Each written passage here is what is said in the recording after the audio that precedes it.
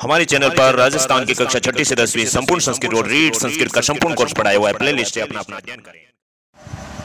श्री गणेशाय नमः, सरस्वती नमः। रीड संस्कृत भाषा प्रथम, भाषा द्वितीय और लेवल फर्स्ट और लेवल सेकंड के संपूर्ण सिलेबस के अध्ययन के क्रम में आज इस वीडियो में रीड संस्कृत शिक्षण विधियां पढ़ने जा रहे हैं। हम आपको याद दिला दें कि हमारे चैनल पर ये रीड संस्कृत शिक्षण विधियों का 5वां वीडियो है, क्योंकि रीड सिलेबस में कुल आपके 30 अंकों को 2 भागों में डिवाइड किया है। पहला व्याकरण और दूसरा विधियां। व्याकरण के 3 पॉइंट है। आप अगर वेबसाइट से आप सिलेबस देखोगे तो 3 पॉइंट व्याकरण के और 3 पॉइंट विधियों के हैं। तो यहाँ ये 15 अंक का है और ये 15 अंक का है। संस्कृत व्याकरण की बात कहें, क्योंकि पहले थोड़ा एक्सप्लेन कर देते हैं, उसके बाद में आज का टॉपिक शुरू करेंगे। संस्कृत व्याकरण में संपूर्ण संस्कृत व्याकरण रीड में दी हुई है।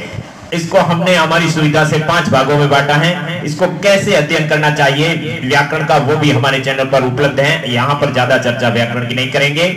अब बात करते हैं आज क्या पढ़ेंगे उसकी। व्याकरण के जो कुल मिला के 25 से 30 टॉपिक बनते हैं वो हमारे चैनल पर उपलब्ध हैं, और विधियों के जो 3 पॉइंट बनते हैं उसके कुल 12 टॉपिक बनते हैं। 12 टॉपिक में से यहाँ हमने पहला भाग और दूसरा भाग पढ़ लिया है, और तीसरा भाग और अंतिम भाग अभी आज पढ़ने जा रहे हैं। तीसरे भाग के 2 वीडियो बनेंगे। पहले भाग के 2 बन गए, दूसरे भाग के और तीसरे भाग के 2 वीडियो आज बनेंगे। तो यहाँ वीडियो में आपको अध्ययन करना है केवल 15%, और 85% आपको व्याकरण में अध्ययन करना पड़ेगा, क्योंकि 15 क्वेश्चन ये राइट करने बहुत जरूरी है। इसमें से 10 क्वेश्चन तो आपके वैसे ही राइट हो जाएंगे। 5 कैसे होंगे? 5 के 5 राइट करने के लिए हमारे चैनल पर हमने जो शॉर्ट तरीके से आपका अध्ययन करवाया है उसको आवश्यक रूप से करना है। अभी बताते हैं कि हम किस तरीके से आपको पढ़ाते हैं। अगर किसी ने हमारे चैनल पर यह वीडियो पहली बार देखा है, यानी हमारे चैनल पर ये पहली बार आप वीडियो देख रहे हो, इससे पहले कोई वीडियो नहीं देखा, तो चैनल सब्सक्राइब कर दीजिए, क्योंकि हमारे चैनल पर अनाप शनाप वीडियोज है जो संपूर्ण कोर्स को कवर करता है। इसलिए चैनल सब्सक्राइब कर दीजिए और अपने दोस्तों को भी बताइए। बात करते हैं रीड संस्कृत की। रीड संस्कृत में हमने यहां से शुरू किया था। 3 भागों में बांटा था, अभी आपने देखा था। 3 भागों में व्याकरण और 3 भागों में संस्कृत शिक्षण विधियां हैं। यहां से हमारे भाग 1 का क यहां से शुरू किया था।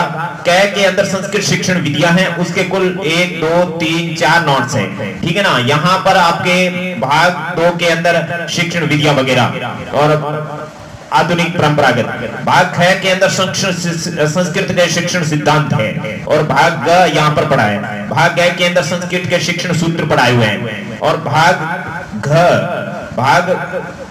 1 का घ में संस्कृत अभिरुचि के प्रश्न दिए हुए हैं, और भाग फर्स्ट का शिक्षण विधियां, शिक्षण सिद्धांत, शिक्षण सूत्र के प्रश्नोत्तर के माध्यम से समझाया हुआ है। इस तरीके से ये हमारे चैनल पर 2 वीडियो भाग 1 के हैं। अभी हम भाग 3 पढ़ने जा रहे हैं जो मूल्यांकन से संबंधित है। भाग 1 का हमने बताया। अब भाग 2 के अंदर हमने क्या पढ़ा था, जो 2 वीडियो थे।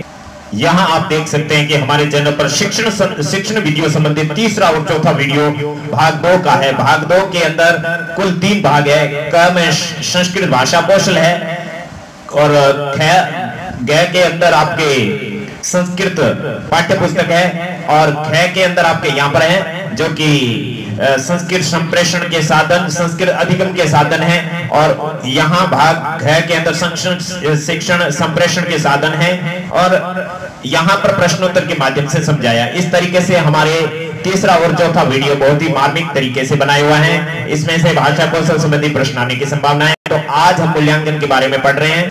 यह आपका साइट से डाउनलोड किया हुआ रीड संस्कृत का सिलेबस है, जिसके अंदर व्याकरण में 95% समानता है। जो मैंने शुरुआत में बोला था 3 पॉइंट है जो आपके ग्रामर के हैं, जो 85% आपको अध्ययन करना पड़ेगा, और लास्ट के जो 3 पॉइंट है वो आपके शिक्षण विधियों के हैं। तो यहाँ पर हमने यहाँ दो भाग है जो पढ़ लिया। तीसरा भाग संस्कृत भाषा शिक्षण मूल्यांकन संबंधी प्रश्न, मौखिक लिखित प्रश्नों के प्रकार, सतत मूल्यांकन, उपचारात्मक शिक्षण, ये आज हम पढ़ेंगे। तो इसलिए हम कहते हैं कि हमारे चैनल पर बहुत गहराई से अध्ययन किया हुआ है। रेट संबंधित 30 में से 30 अंक आने की संभावना रहती है, इसलिए चैनल सब्सक्राइब करके सारे लेसनों का, सारे टॉपिकों का अध्ययन कर लेना चाहिए, क्योंकि YouTube पर सिलेबस के अनुसार संपूर्ण अध्ययन इस तरीके से हैंड नोट से मेहनत करके कोई नहीं पढ़ाते हैं। एक दो टॉपिक पढ़ा करके पब्लिसिटी हासिल कर देते हैं, लेकिन हमारा ध्येय यह नहीं है। हमने यहाँ पर बहुत ही मेहनत करके और हमारे 15 वर्षों के अनुभव से आपको यहाँ पर प्रस्तुति दी है, जो कि हमारे 30 में से 28, 29, 30 नंबर आए हैं, क्योंकि हम केवल संस्कृत से ही बिलोंग करते हैं, इसलिए आपको बहुत फायदा होगा। बहरहाल शुरू करते हैं तीसरा भाग। तीसरे भाग के शुरुआत में क संस्कृत भाषा शिक्षण के मूल्यांकन संबंधी प्रश्न, ये आपके सिलेबस में लिखा हुआ है। तो मूल्यांकन संबंधी प्रश्न से संबंधित जो भी क्वेश्चन बनते हैं और आज तक टेट या रेट में जो क्वेश्चन बने थे उस अकॉर्डिंग हम यहाँ पर अध्ययन करेंगे। तो यहाँ हम आपको बता दें, मूल्यांकन का पहले अर्थ कर लेते हैं। शाब्दिक अर्थ, मूल्य प्लस अंकन, यानी किसी का मूल्य या कीमत आंकना मूल्यांकन कहता है। यहाँ शिक्षण के अंदर किसका मूल्यांकन किया जाता है? मूल्यांकन किया जाता है छात्रों का, विद्यार्थियों का। अर्थात मूल्यांकन का व्यापक अर्थ है निर्णय देना। हम किसी माध्यम से निर्णय देते हैं, चाहे उसकी परीक्षा लेते हैं या किसी अन्य माध्यम से, वो होता है निर्णय देना, मूल्यांकन। अब देखिए, मूल्यांकन परीक्षा या परीक्षण का एक प्रकार है। परीक्षा एक, परीक्षण एक बहुत बड़ा है, उसके अंदर आता है मूल्यांकन। ठीक है ना, मूल्यांकन परीक्षा या परीक्षण का एक प्रकार है, अर्थात शिक्षण का एक प्रकार है। ठीक है ना, मूल रूप से शिक्षण का एक प्रकार है मूल्यांकन। शिक्षण के कई प्रकार है, उनमें से एक प्रकार है मूल्यांकन। अब मूल्यांकन के दो प्रकार हैं। यहाँ शाब्दिक अर्थ आ गया।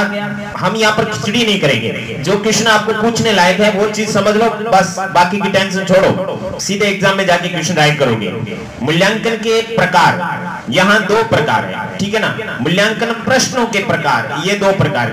देखिए यहाँ पर जो चीज यहाँ दी हुई है बहुत गहराई से समझनी है। मूल्यांकन के प्रकार है दो, और मूल्यांकन प्रश्नों के प्रकार कितने? दो। तो ये दो प्रकार कौन से? मूल्यांकन के आंतरिक मूल्यांकन और बाह्य मूल्यांकन, ये मूल्यांकन के प्रकार हो गए। आंतरिक मूल्यांकन के अंदर गैर शैक्षणिक और औपचारिक गतिविधियां, फॉर्मेलिटीज होती है ना, वो क्या होती हैं? आंतरिक होती हैं। और गैर शैक्षणिक मतलब जो शिक्षा से रिलेटेड गतिविधियां नहीं होती हैं, वो होती है आंतरिक मूल्यांकन। अब बाह्य का मतलब जो दिखती है, शैक्षणिक या अनौपचारिक।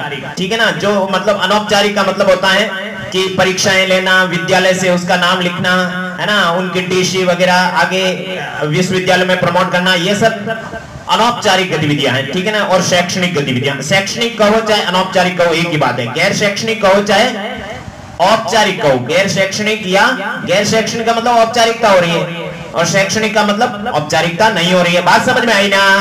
है ना, मूल्यांकन के दो प्रकार है, आंतरिक और बाह्य। बहुत अच्छे से समझ में आ रहा है आपको। अब देखिए, मूल्यांकन प्रश्नों के दो प्रकार है, ये बहुत ही गहरा है, यही पूछते हैं, इस संबंधी प्रश्न पूछा करते हैं। ये दो प्रकार के हैं, परिमाणात्मक और गुणात्मक। ठीक है ना, परिमाणात्मक मतलब संख्यात्मक और गुणात्मक मतलब गुणों से संबंधित। ठीक है, अब देखिए परिमाणात्मक कितने प्रकार के? दो प्रकार के, ज्ञानात्मक और क्रियात्मक। ये परिमाणात्मक कितने प्रकार के हो गए? ज्ञानात्मक और क्रियात्मक। ये आपको याद करने पड़ेंगे, इसके लिए मैं दोबारा पढ़ाऊंगा आपको ये डायग्राम से, आप टेंशन ना लें, क्योंकि इसके अंदर आगे से आगे, अंदर से अंदर, अंदर से अंदर, अंदर से अंदर और ज्यादा ऐसे। तो ये दूसरा ज्ञानात्मक और क्रियात्मक। ये परिमाणात्मक कितने प्रकार का हो गया? ये परिमाणात्मक आपके हो गया दो प्रकार का, ज्ञानात्मक और क्रियात्मक। अब ये ज्ञानात्मक कितने प्रकार का हो गया? दो प्रकार का, मौखिक और लिखित। अब ये आपका क्रियात्मक किसी प्रकार का नहीं है। अब बात करते हैं मौखिक की। मौखिक आगे, इसको आगे नहीं, ज्ञानात्मक को दो भागों में बांट दिया, मौखिक और लिखित। क्रियात्मक को आगे नहीं पढ़ते हैं। ठीक है ना, अब ज्ञानात्मक में मौखिक कितने प्रकार के हो गए? 6 प्रकार के, शलाका, शास्त्रार्थ, संवाद, प्रश्नावली, वाचन और भाषण। प्रश्न पूछे गए, इनमें से ही आते हैं लिखित वाला कितने प्रकार का? 2 प्रकार का, निबंधात्मक और वस्तुनिष्ठ। ठीक है ना, याद नहीं होता तो टेंशन मत लेना, आगे मैं डायग्राम से आपको एक एक चीज गहराई से समझाऊंगा, इसके अंदर क्या होता है, वस्तुनिष्ठ क्या होता है, ये वगैरह। अब निबंधात्मक के कोई प्रकार नहीं है। ठीक है ना, क्रियात्मक के कोई प्रकार के, निबंधात्मक एक ही होता है। लिखित के दो भाग है, निबंधात्मक वस्तुनिष्ठ। मौखिक के 6 प्रकार है, इन प्रकारों के आगे कोई प्रकार नहीं है। लिखित का निबंधात्मक और वस्तुनिष्ठ। तो वस्तुनिष्ठ के आगे 2 प्रकार है, प्रत्यय स्मरण और प्रत्यय विज्ञान। ठीक है ना, वस्तुनिष्ठ के 2 प्रकार हो गए, प्रत्यय स्मरण और प्रत्यय विज्ञान। प्रत्यय स्मरण के 4 भाग हो गए और प्रत्यय विज्ञान के 2 भाग हो गए। प्रत्यय स्मरण के 4 भाग कौन से? बहुविकल्पात्मक, संयोजनात्मक, संयोजन, वर्गीकरण और सादृश्यानुभव। अब प्रत्यय विज्ञान के रिक्त स्थान और लघुत्रात्मक, इसको मैं डिटेल से समझाऊंगा, अभी तो मैं सिर्फ इनके नाम बोल रहा हूं। अब बात करते हैं गुणात्मक की। ठीक है ना, ये तो परिमाणात्मक हुए। परिमाणात्मक के 2 भाग है, उसमें से एक भाग यहाँ पर काम नहीं आ रहा है। ठीक है ना, लिखित के 2 भाग है, इनमें से एक भाग काम नहीं आ रहा है। ठीक है ना, ये 2 चीज काम नहीं आ रही है, लेकिन इसके आगे कोई भाग नहीं है। ज्ञानात्मक के कितने 2 हो गए, दोनों में से पहले के 6 हो गए, दूसरे के 2 हो गए, दूसरे के 2 हो गए, दोनों के पहले के 4 हो गए और दूसरे के 2 हो गए। कंफ्यूज नहीं होना, मैं समझाऊंगा आपको, आप धैर्य रखें, आगे मैं एक डायग्राम से समझाऊंगा, अभी बताया था ना। अब दूसरा है गुणात्मक। गुणात्मक के अंदर 2 है, प्रायोगिक और व्यवहारिक। प्रायोगिक के कोई प्रकार नहीं है, व्यवहारिक के निरीक्षण, साक्षात्कार, प्रश्नावली, मत सूची, क्रम निर्धारण और संचित आलेख। इस तरीके से आपके ये मूल्यांकन प्रश्नों के प्रकार हुए हैं, जो मैं डायग्राम से आपको विधिवत समझाता हूं, एक एक की व्याख्या करके। चलिए समझा देते हैं डिटेल से। तो यहां पर देखिए, ये है मूल्यांकन प्रश्न। ठीक है ना, मूल्यांकन के 2 प्रकार है, आंतरिक और बाह्य। मूल्यांकन प्रश्न के 2 प्रकार है। वो मूल्यांकन प्रश्न के पहला प्रकार है परिमाणात्मक और दूसरा है गुणात्मक। ठीक है ना, परिमाणात्मक के 2 प्रकार है और गुणात्मक के भी 2 प्रकार है, याद रख लेना। अब तो याद करना पड़ेगा, डिटेल से समझा रहे हैं। परिमाणात्मक का मतलब होता है कि जो नंबरिकल, संख्यात्मक हो। गुणात्मक का मतलब होता है थ्योरेटिकल। ठीक है ना, तो यहां पर परिमाणात्मक के पहला है ज्ञानात्मक और दूसरा है क्रियात्मक। क्रियात्मक का कोई प्रकार नहीं, तो ये भूल जाना है। गुणात्मक के अंदर प्रयोगात्मक और व्यवहारिक, तो प्रयोगात्मक के कोई प्रकार नहीं, भूल जाना। गुणात्मक का व्यवहारिक, परिमाणात्मक का ज्ञानात्मक। ज्ञानात्मक और क्रियात्मक 2 प्रकार है। तो यहां पर ये 4 ऑप्शन है। 4 ऑप्शन मतलब प्रश्न पूछा जा सकता है कि गुणात्मक का कौन सा भाग है या परिमाणात्मक का कौन सा भाग है। अब देखिए, क्रियात्मक का कोई प्रकार नहीं, लेकिन ज्ञानात्मक में पूरा ज्ञान भरा हुआ है। यहाँ ज्ञानात्मक 2 प्रकार के, ज्ञान कितने प्रकार के? 2 प्रकार के, मौखिक और लिखित। ऐसे समझना है कि पौराणिक ज्ञान है वो एक तो वेदों में लिखित रूप से है, और एक है मौखिक रूप से, जो अपने बूढ़े बुजुर्ग या कोई अपने धर्म के उपदेशक अपने को मौखिक रूप से बताते हैं ना। तो ज्ञानात्मक 2 प्रकार के हो गए, मौखिक और लिखित। अब मौखिक तो एक प्रकार का ही है, उसके अंदर प्रकार है वो तो याद करने पड़ेंगे, लेकिन आगे डिवाइडेशन को मैं समझा रहा हूं। यहाँ पर लिखित 2 प्रकार के हैं। ठीक है ना, एक निबंधात्मक और वस्तुनिष्ठ। ये आप परीक्षा में जो मतलब पुस्तकों के पीछे प्रश्न पूछे जाते हैं ना, निबंधात्मक और वस्तुनिष्ठ। ठीक है ना, निबंधात्मक, लघुत्रात्मक, रिक्त स्थान वाले वो अलग अलग नहीं होते हैं। ठीक है ना, एक तो होता है ऐसे टाइप और एक होता है वोकेबुलरी। इंग्लिश में आप जाके देखोगे तो पता चलेगा। तो ये वोकेबुलरी टाइप है और ये ऐसे टाइप है। तो 2 प्रकार के प्रश्न होते हैं, निबंधात्मक और वस्तुनिष्ठ। बात करते हैं ज्ञानात्मक के, मौखिक की। मौखिक कितने प्रकार के हैं? 6 प्रकार के। देखिए एक एक, शलाका, शास्त्रार्थ, संवाद, प्रश्नावली, वाचन और भाषण, ये सब मौखिक है। मौखिक का मतलब लिखित नहीं है, बाकी कुछ भी हो सकता है। ठीक है ना, मौखिक का मतलब लिखना नहीं होता है, पढ़ना हो सकता है। बात याद रही गई, मौखिक में अपन पढ़ भी सकते हैं, वाचन नहीं होता है। मतलब कि ये भाषा कौशल की बात नहीं चल रही यहाँ पर मौखिक प्रश्नों की बात चल रही है। मौखिक प्रश्न है वो शलाका। शलाका क्या है? प्राचीन काल में शास्त्रों को रखते थे। ठीक है ना, शास्त्रों को रख करके बीच में सुई रखते थे।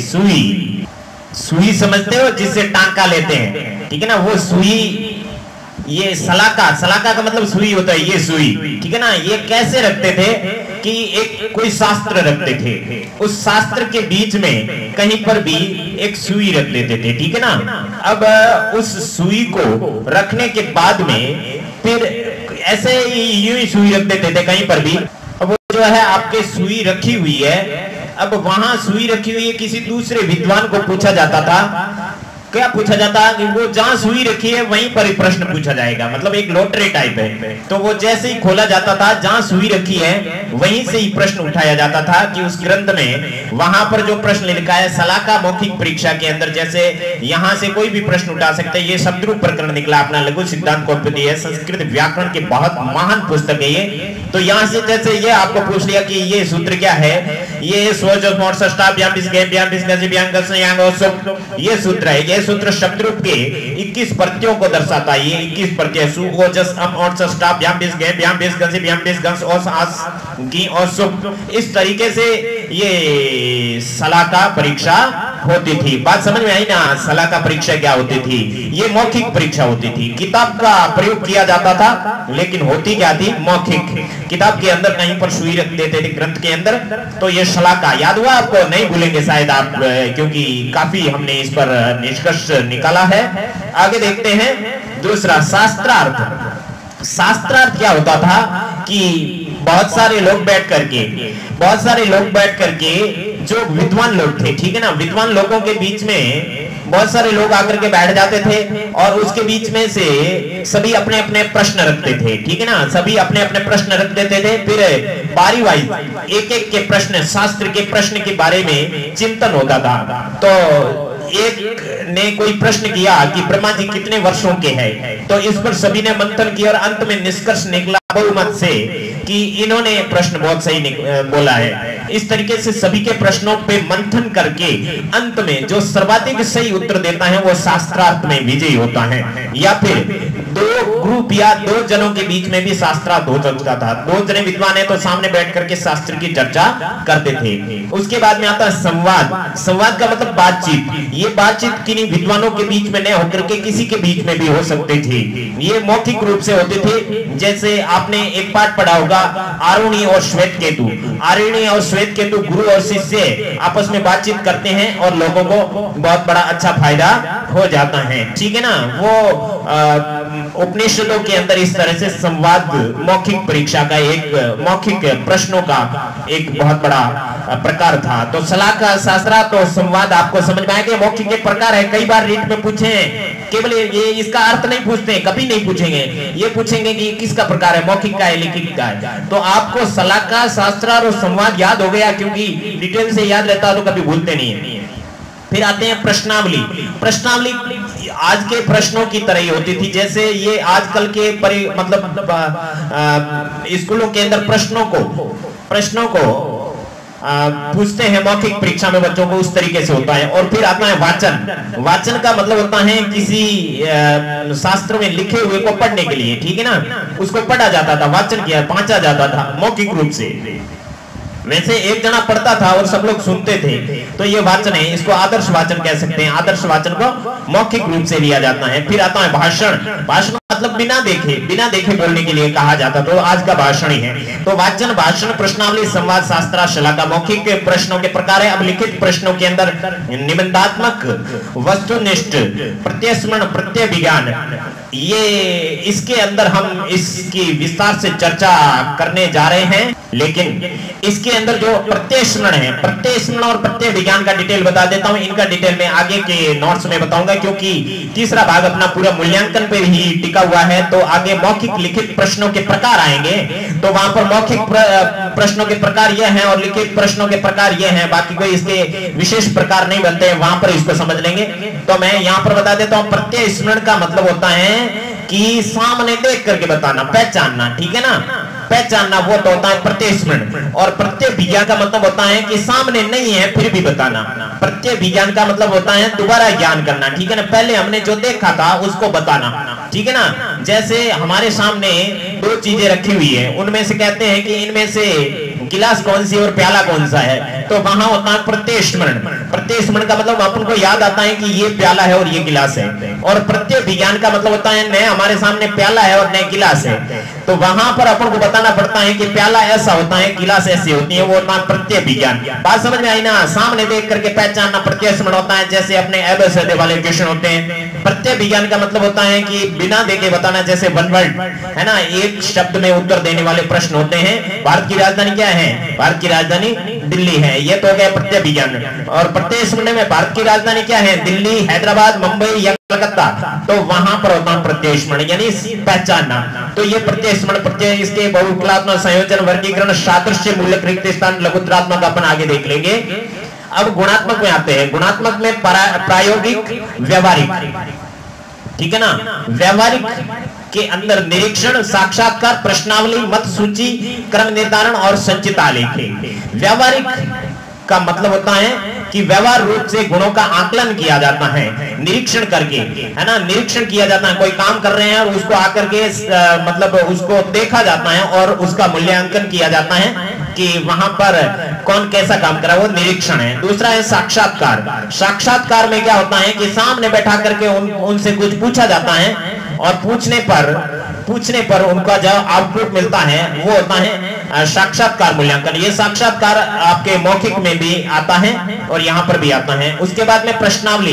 प्रश्नावली यहाँ पर भी है, यहाँ पर भी है, लेकिन इस प्रश्नावली में और इसमें अंतर क्या है? ये प्रश्नावली तो पहले से प्रश्न दिए हुए होते हैं और ये प्रश्नावली ज्यों के त्यों प्रश्न पूछे जाते हैं या उनके सामने पहले से ही अंकित होते हैं, प्रैक्टिकल रूप से ये प्रश्न होते हैं। तो वो होता है व्यवहारिक रूप से जो प्रश्न पहले से ही बने हुए हैं कि तुम्हारा नाम क्या है, पता क्या है, इस तरह से व्यवहारिक रूप से ये प्रश्नावली गुणात्मक में भी आती है। उसके बाद में मत सूची। मत सूची का मतलब होता है कि किसी ने कोई काम किया है, उस काम को अच्छा किया है, बुरा किया है, इसके लिए सब लोगों से मत लिया जाता है। ज्यादा सर्वाधिक मत आते हैं तो वो उसमें अच्छा मूल्यांकन उसका होता है। क्रम निर्धारण।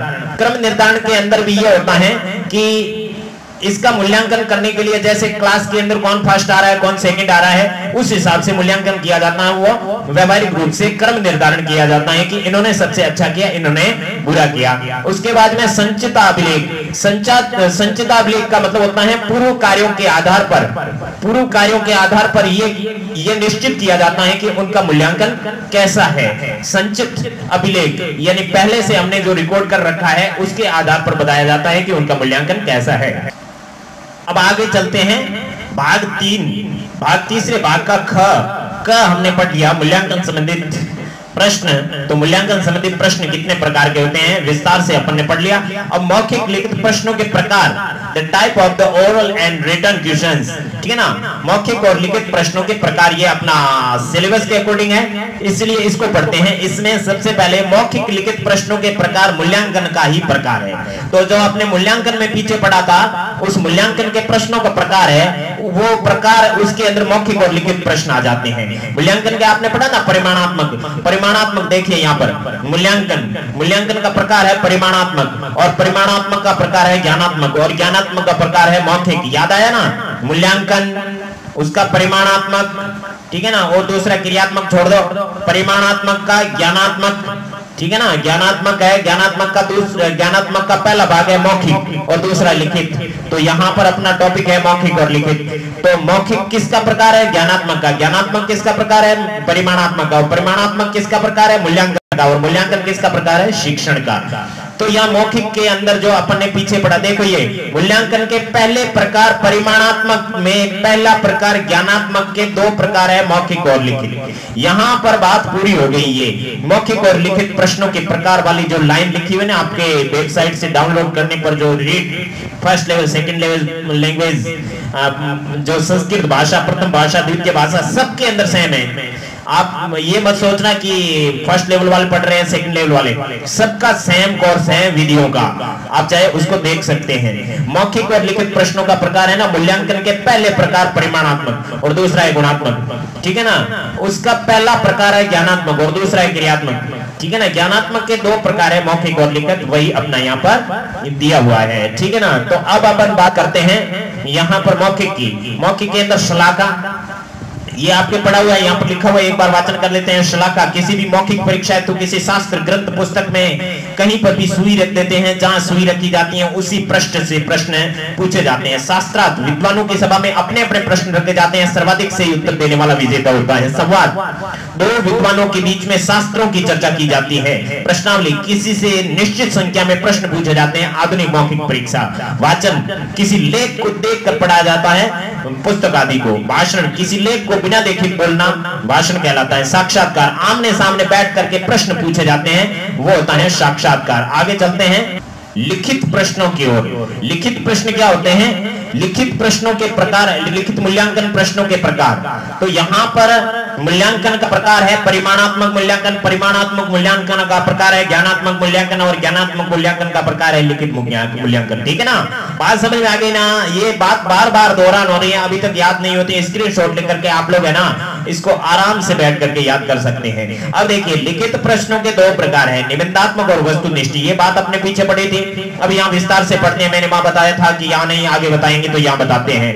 निबंधात्मक, ऐसे प्रश्न उत्तरदाता की संपूर्ण बुद्धि कौशल का परीक्षण करता है। बात खत्म हो गई। निबंधात्मक क्या? वस्तुनिष्ठ को दो नोट्स में पढ़ेंगे, पूरा होगा। वस्तुनिष्ठ बहुत ही पढ़ने योग्य टॉपिक है। वस्तुनिष्ठ ये दो प्रकार का होता है, प्रत्यय और प्रत्यय विज्ञान। ये अपन ने पीछे पढ़ लिया था। प्रत्यय का मतलब होता है सामने देख करके बताना, और प्रत्यय विज्ञान का मतलब होता है बिना देखे बताना। प्रत्यय स्मरण, प्रतिदान स्मरण, उत्तर की पहचान करना या अपने अध्ययन के अनुभव से सही उत्तर का चयन करना प्रति स्मरण होता है। प्रत्यय विज्ञान, प्रतिदान अभिज्ञान, फिर से ज्ञान करके लिखना, अर्थात जो आपने अध्ययन किया है उसमें से पूछे गए प्रश्नों का उत्तर देना बिना ऑप्शन के। बात समझ में? प्रत्यय विज्ञान ये आपके 9वीं की संस्कृत के अंदर एक पाठ है प्रत्यय विज्ञान। प्रत्यय विज्ञान के अंदर वापस ज्ञान होना, इसका अर्थ होता है वहां पर वो जो महाभारत की कथा के अनुसार जो आपका अभिमन्यु है, उस अभिमन्यु को 13 साल बाद में राजा विराट के वहां पर उसके मामा लेके जाते हैं, तो वहां पर अभिमन्यु सभी के चरण स्पर्श करता है। तो वहां वो पांडव खड़े रहते हैं। पांडवों को तो पता होता है कि ये हमारा बेटा है, लेकिन अभिमन्यु को पता नहीं होता है। इसीलिए अभिमन्यु को फिर से ज्ञान होता है पांडवों का, उसे कहते हैं प्रत्यय विज्ञान। ठीक है ना? प्रत्यय विज्ञान का मतलब पहले तो पता था उसको कि हमारे पिता है वो पांडव है, लेकिन उसको फिर से ज्ञान होता है। इसलिए वहां पर भी पाठ का नाम प्रत्यय विज्ञान है, प्रतिदान अभिज्ञान। बात समझ में आ रही है ना? नहीं आ रही है तो भी कोई बात नहीं, कहानी है तो आएगी नहीं। फिर से ज्ञान करके लिखना, अर्थात जो आपके अध्ययन किया हुआ उसमें से पूछे गए प्रश्नों का सही उत्तर देना बिना ऑप्शन। अब अपन बात करते हैं प्रत्यय स्मरण की। प्रत्यय स्मरण के कितने प्रकार हैं? पहला प्रकार है बहुविकल्पात्मक, ऑब्जेक्टिव टाइप। ठीक है ना? वस्तुनिष्ठ का मतलब ऑब्जेक्टिव नहीं होता है। वस्तुनिष्ठ के अंदर जो बहुविकल्पात्मक होता है उसका मतलब होता है ऑब्जेक्टिव। बहुत से विकल्प देकर सही उत्तर पूछना, 3, 4, 5, 7 को कितने भी ऑप्शन दिए जा सकते हैं। ऐसा नहीं कि 4 फिक्स हो, अपने को 4 पूछते हैं तो इसका मतलब ये नहीं कि 4 ही पूछेंगे। अब यहाँ पर एक उदाहरण दिया आपको, सृष्टि पालन करता देवो डैश अस्ति। तो सृष्टि के पालन करता देवता खाली जगह है, कौन है? ब्रह्मा, इंद्र, वरुण, अग्नि, शिव, विष्णु और सूर्य। इतने सारे ऑप्शन दिए, ब्रह्मा, विष्णु, स वरुण, द अग्नि, ये शिव, रे विष्णु और द सूर्य। तो यहाँ पर सृष्टि के पालन करता कौन है? बहुत अच्छे, आप जानते हैं विष्णु, तो यहाँ पर रे राइट होगा। इस प्रश्न का सही उत्तर है 7 विकल्पों में से रे विकल्प में विष्णु सही है। आगे समझेंगे। इस प्रकार के प्रश्नों में बहुत से रिक्त स्थान देकर एक मंजूषा में शब्द देकर छांटने भी दिया जा सकता है। आया समझ में कि कैसे? बहुत सी काली जगह दे दी और उसके बाद में एक इंडेक्स बना दिया, उसके अंदर बहुत सारे शब्द दे दिए, तो उसमें से उसको देख करके लिखना, वो भी आपके क्या मंजूषा वाला प्रश्न भी, वो भी किस तरीके का प्रश्न है? वो विकल्पात्मक है, नहीं कि खाली जगह वाला, रिक्त स्थान वाला नहीं है। रिक्त स्थान के अंदर ऑप्शन नहीं दिया जाता है, ठीक है ना? मंजूषा के अंदर ऑप्शन दिया जाता है, इसलिए वो वस्तुनिष्ठ होता है। तो हम पढ़ रहे हैं संस्कृत शिक्षण विधियों में मूल्यांकन प्रश्नों में परिमाणात्मक प्रश्न के ज्ञानात्मक प्रकार का, लिखित प्रश्नों का, वस्तुनिष्ठ प्रश्नों का प्रत्यय स्मरण। ठीक है ना? प्रत्यय स्मरण का दूसरा प्रकार है संयोजन। पहला बहुविकल्पात्मक होगा, दूसरा है संयोजन। ठीक है ना? आपको भी ऐसे याद रखना, पूरा याद रखना पड़ेगा भाई, है ना? सही उत्तर का मिलान करना है, वो है संयोजन। याद आया? समझ में आया? संयोजन का मतलब होता है मिलान करना। ये भी आपके वस्तुनिष्ठ प्रश्नों के प्रत्यय स्मरण का प्रकार है। ठीक है ना? है तो वस्तुनिष्ठ सभी, तो प्रत्यय स्मरण का मतलब है कि सामने देख करके बताना। अभिज्ञान शाकुंतलम क खंड को ख खंड से मिलाना है। अभिज्ञान शाकुंतलम रामायणम अष्टाध्यायी महाभारतम। वेदव्यास, कालिदास, पाणिनि और वाल्मीकि। तो अभिज्ञान शाकुंतलम किसने लिखी? कालिदास ने, तो ये इसका राइट हो जाएगा। रामायण किसने लिखी? वाल्मीकि ने। और अष्टाध्यायी किसी ने लिखी? पाणिनि ने। और महाभारत किसने लिखी? वेदव्यास ने। इस तरीके से आपका ये संयोजन वाला क्वेश्चन भी किसके अंदर है? प्रतिस्मरण के अंदर है। अब प्रत्यय विस्मरण के तीसरे प्रकार में वर्गीकरण। वर्गीकरण का मतलब होता है एक जैसे शब्द छांटना। एक जैसे शब्द छांटना मतलब स्त्रीलिंग शब्दानाम चयनम गुरु। इसमें से स्त्रीलिंग शब्दों को चुनाव करना है। कृपा, धनी, भवान, अपि, दशा, योगी, भक्ति, हरि, सखा, कुशला, दीति, पठनम। तो यहाँ पर जो है आपका ये सामने देखा है, सामने देख करके बताना है। सामने देख करके कैसे? जैसे स्त्रीलिंग शब्दों में कृपा, कृपा हो रही है मतलब स्त्रीलिंग। धनी पुरुष तो ये पुल्लिंग हो गया। भगवान यानी आप, ये भी पुल्लिंग है। अपी यानी भी, ये तो न तो पुल्लिंग है न स्त्रीलिंग है, अव्यय शब्द है। दशा, आपकी दशा कैसी है? क्या आपका दशा कैसी है? आपकी दशा मतलब स्त्रीलिंग। योगी पुरुष, ये भी क्या है? पुल्लिंग है। भक्ति, भक्ति कर ली, ठीक है ना, भक्ति कर लो, तो ये आपके स्त्रीलिंग शब्द है। हरि, सखा, सखा आपके पुल्लिंग शब्द है। कुशला, ये आपके स्त्रीलिंग शब्द है। दीति, ये स्त्रीलिंग शब्द है। और पठनम नपुंसकलिंग शब्द है। इस तरह से स्त्रीलिंग शब्दों का हमने चयन किया। अब चौथा प्रकार है सादृश्य अनुभव। सादृश्य अनुभव में एक जैसे शब्दों का अनुभव करना। तो ये आपके वर्गीकरण जैसा ही है, ठीक है ना। भिन्न प्रवृत्ति का कौन सा है, इस तरीके के प्रश्न पूछे जाते हैं सादृश्य अनुभव में। ये आपके प्रत्यय स्मरण के अंदर था। अब अपन सीधी बात करते हैं प्रत्यय भी ज्ञान। प्रत्यय भी स्मरण नहीं, प्रत्यय भी ज्ञान। प्रत्यय भी ज्ञान प्रत्यय स्मरण के बाद में दूसरा टॉपिक है, ठीक है ना। पहले टॉपिक के 4 टॉपिक थे। वस्तुनिष्ठ के 2 प्रकार, प्रत्यय स्मरण और प्रत्यय विज्ञान। प्रत्यय स्मरण के 4 है, संयोजन, बहुविकल्पना पीछे हो गया, संयोजन दूसरा, तीसरा वर्गीकरण, चौथा सादृश्यानुभव। अब है प्रत्यय विज्ञान। प्रत्यय विज्ञान का पहला रिक्त स्थान और दूसरा लघुत्रात्मक प्रश्न, ठीक है ना। ये आप जानते हैं रिक्त स्थान वो होता है जहां पर रिक्त स्थान से तात्पर्य ऑप्शन नहीं दिए जाते हैं। ये बात आपको हृदय से धारण करनी है कि यहाँ पर आपके ऑप्शन बिल्कुल सामने नहीं होते हैं। ऑप्शन होते हैं ना तो बहुत सारे मिल जाते हैं, तो वो तो बहुविकल्पात्मक हो जाता है। बहुविकल्पात्मक के अंदर बहुत सारे ऑप्शन दिए जाते हैं इंडेक्स में, और नीचे बहुत सारी खाली जगह होती है। एक कंटिन्यू, ठीक है ना, बहुत सारा एक आर्टिकल दिया जाता है, तो वो तो बहुविकल्पात्मक में आता है। वहां पर भी अपन ने जिक्र किया था। अब यहाँ देखिए, राजस्थान से कक्षा 6 तक 10वीं कक्षा पर्यंतम संपूर्ण पाठ्यक्रम कार्य है। भवन नलिका स्थानिका डैश 80, ठीक है ना। ये खाली जगह, इसके अंदर आपको सही उत्तर भरना है। अब सही उत्तर भरना है तो आप क्या भरोगे? राजस्थान का कक्षा 6 से 10वीं तक संपूर्ण पाठ्यक्रम करने वाला भवन नलिका स्थानिका यूट्यूब चैनल अस्ति है। कौन सा? के शिक्षा गुरु संस्कृत, ये आपका यूट्यूब चैनल है, ठीक है ना। आप सोच रहे हो कि क्या कर रहे हैं, विज्ञापन भी कर रहे हैं भाई साथ में, आपको भी पता चला जाए। वो कहते हैं ना, भैंस भी न मरे और दूध भी आ जाए, ऐसे ही कहते हैं ना। तो यहाँ पर क्या है? राजस्थान के कक्षा 6 से 10वीं तक संपूर्ण पाठ्यक्रम करने वाला यूट्यूब चैनल के शिक्षा गुरु संस्कृत है, ठीक है ना। ये रीड के साथ में उसका भी करवाते हैं। तो ये आपके खाली जगह आपको पता नहीं था, अब आपको पता चल गया। अब आदि कवि खाली जगह अस्ति, अभी आदि काव्य अस्ति। आदि कवि कौन है और आदि काव्य कौन है? आदि कवि कौन है? वाल्मीकि, वाल्मीकि, ठीक है ना। ये आपका हो गया। आदि काव्य रामायणम, रामायणम, ये आपका आदि काव्य हो गया। इस तरह से रिक्त स्थान में यहाँ पर ऑप्शन नहीं दिया जाता, याद होना चाहिए। ये तो आपको याद था, ये याद नहीं है। अब ये आपको याद हो गया, जिंदगी भर नहीं भूलोगे, ठीक है ना। अपने बेटों को, पोतों को, सबको कहेंगे कि के शिक्षा गुरु संस्कृत नाम का यूट्यूब चैनल राजस्थान का एकमात्र है जो कक्षा 6 से 10वीं तक संस्कृत को 10वीं को बोर्ड पैटर्न के अनुसार 100 में से 100 अंक आने की संभावना के तरीके से पढ़ाते हैं, और रीट वालों को तो ऐसे पढ़ाते हैं जैसे आप पढ़ रहे हो। अब देखिए आगे, लघुत्रात्मक प्रश्न, इसमें अति लघुत्रात्मक प्रश्न भी शामिल है, ठीक है ना। ऐसे नहीं कि लघुत्रात्मक अति लघुत्रात्मक अलग हो जाएंगे, ये प्रत्यय विज्ञान के अंदर आता है। संस्कृत में एक पदेन उत्तर पूर्ण वाक्येन उत्तरत् ऐसे पूछा जाता है, वो वाले बातें भी किसमें आते हैं? प्रत्यय विज्ञान। सीता या पति कै अस्ति, सीता का पति कौन है? इसका सीधा उत्तर होगा राम है, ये तो सबको पता है। तो इस तरह से प्रत्यय विज्ञान हो। विशेषणम किम, ये इस तरह का आपका अति लघुत्रात्मक प्रश्न है। लघुत्रात्मक प्रश्न यह विशेष्य, विशेष्यस्य, विशेष्य की विशेषता, विशेषताम, विशेषता को कथयते बताता है। स विशेषणम, विशेषणम अस्ति, ठीक है ना।